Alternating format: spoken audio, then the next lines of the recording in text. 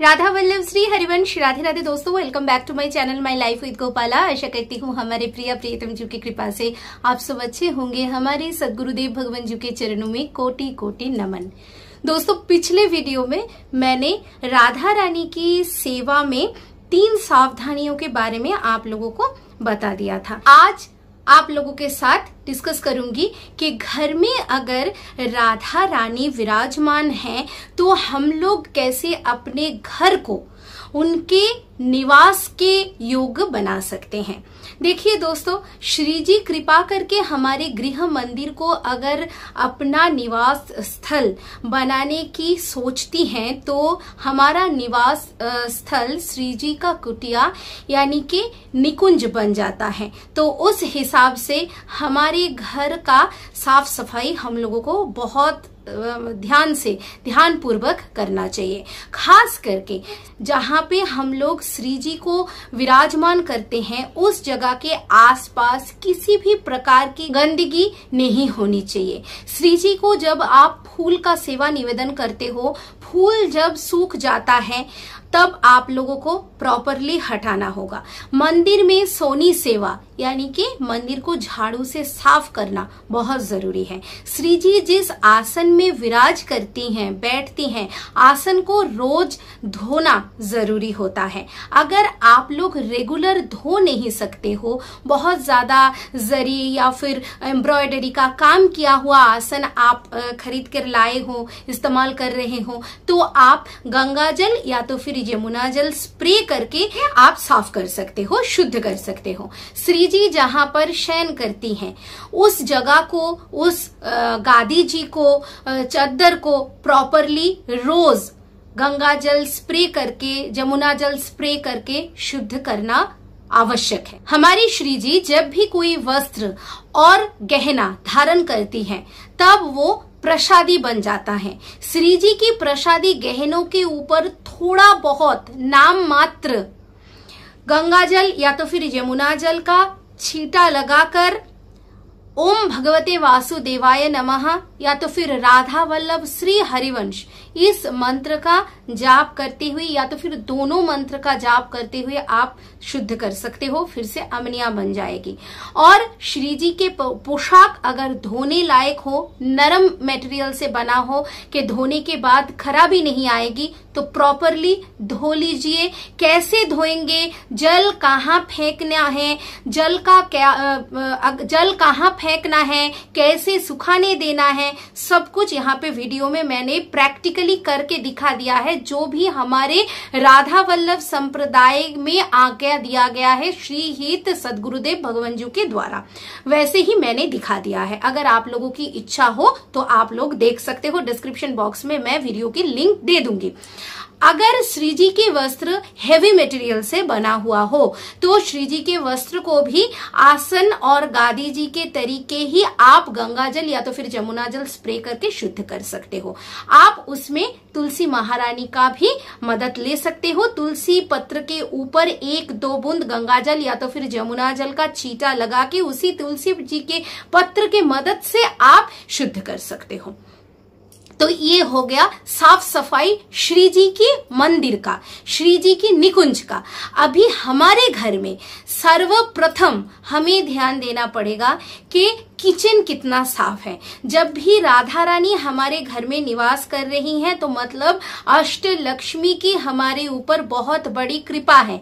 तो हमेशा अपने किचन को कोने से कोने तक साफ सुथरा रखिए। किचन में झूठा बर्तन ना रह पाए। सिंक में पड़े हुए बर्तनों को जितनी जल्दी पॉसिबल हो धो डालिए और सुंदर से किचन को सजा कर रखिए। किचन में नॉनवेज बनना बंद, किचन में प्याज लहसुन बनना बंद।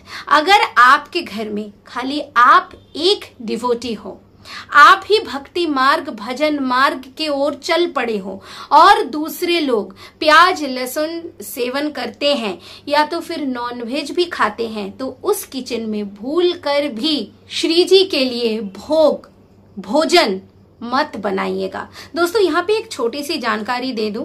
बहुत भक्त एक टर्म को गलत बोलते हैं, प्रसादी बना रहे हैं, प्रसादी नहीं बनाया जाता, अमनिया कर रहे होते हैं, उसको बोला जाता है भोजन पकाने को अमनिया कर रहे हैं, ऐसा ही बोला जाता है। फल अमनिया कर रहे हैं, सब्जी अमनिया कर रहे हैं, ऐसे बोला जाता है। तो ये भी गलतियां मत करेंगे हम लोग।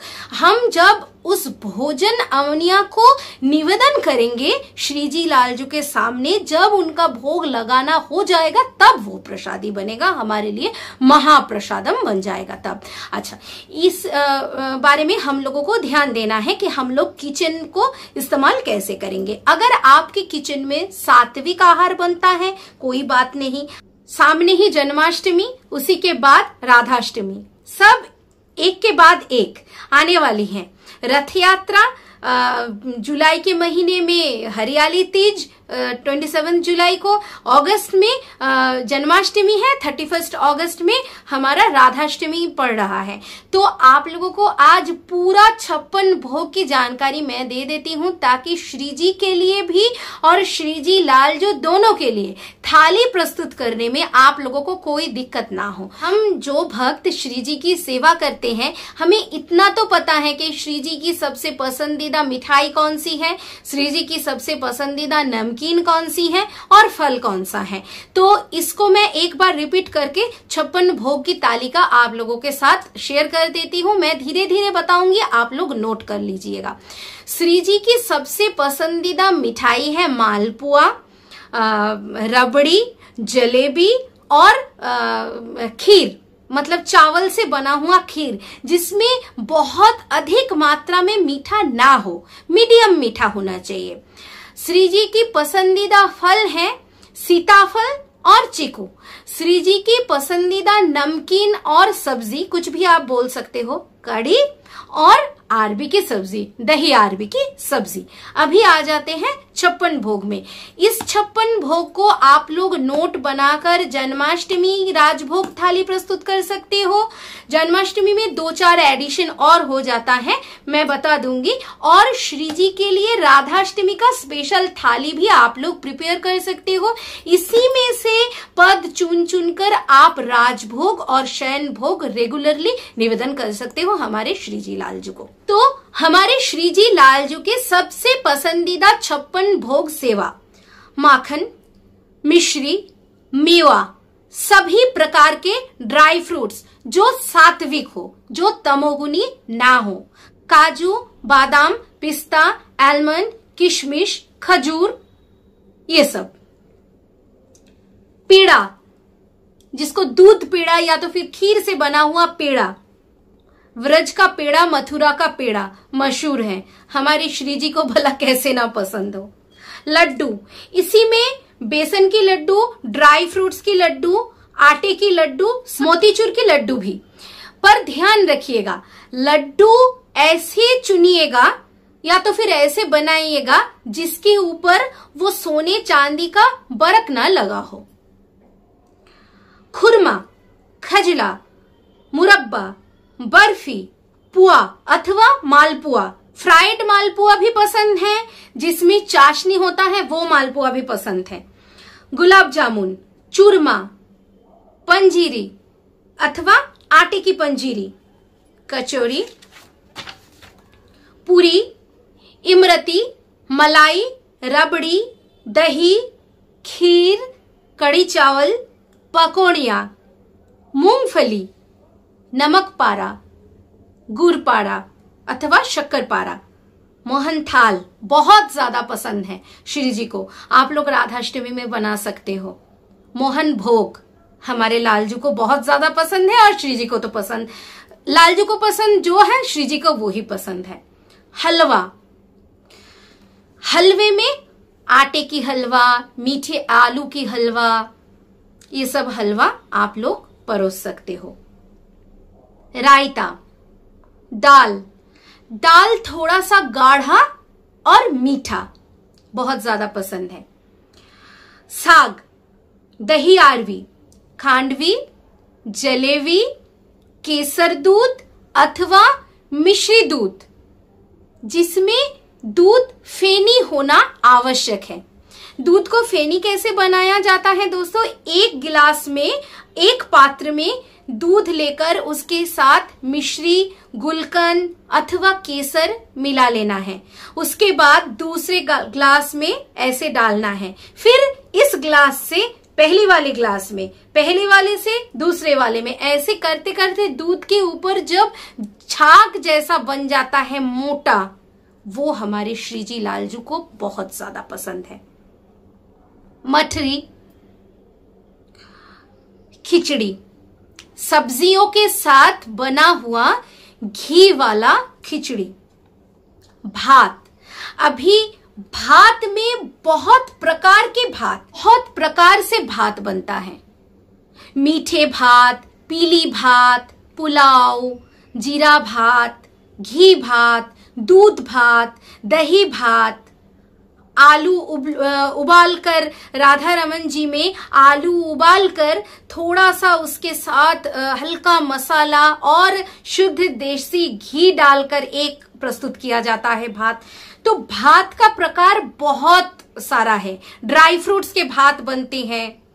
तो भात, साबूदाना की खिचड़ी, सत्तू का आप छोटे छोटे पूड़ी भी बना सकते हो, नहीं तो आप नॉर्मली सत्तू का जैसे शरबत बनता है वैसे भी आप भोग लगा सकते हो। कद्दू की सब्जी, चेना पोड़ा या फिर छेने की सब्जी। दुकान से खरीदा हुआ पनीर की सब्जी नहीं, दुकान से पनीर खरीद के सब्जी मत बनाइएगा दोस्तों। आसान होता है, इजीएस्ट होता है, पर वो वाला पनीर सात्विक प्रोसेस से नहीं बनता है। घर में दूध से छेना बना लीजिएगा और उसी छेने की मीठी सब्जी कम मसाले के साथ आप लोग बना सकते हो। घेवर, ये तो मौसम आने वाली है। बालूशाही, चंद्रकला, गुजिया। फलों का रस, कोल्ड ड्रिंक बिल्कुल नहीं हम लोगों को निवेदन करना है, पर हम नाना प्रकार की मीठे फल का रस बना सकते हैं। पनकम का भोग लगा सकते हैं, जो कि हमारे राम दरबार और हमारे लक्ष्मी नरसिम्हा जी को बहुत ज्यादा पसंद है, तो उसी हिसाब से श्रीजी लालजू को भी बहुत ज्यादा पसंद है। पायसम, मोदक, मगध, मलाई, मीठा फल, सेवई, पापड़, मीठी चटनी, पूरन पोली, पान बीड़ी। हम बंगालियों में जन्माष्टमी में एक फेमस डिश बनाया जाता है लालजू के लिए, उसका नाम है तालेर बड़ा। आज का व्लॉग मैं यहीं पे एंड कर रही हूँ दोस्तों। फिर से नए जानकारी के साथ नए व्लॉग में आप लोगों के साथ मुलाकात होगी। राधा वल्लभ श्री हरिवंश श्री वृंदावन धाम श्री वनचंद्र जी की जय। राधे राधे। राधा नाम रटते रहिएगा दोस्तों।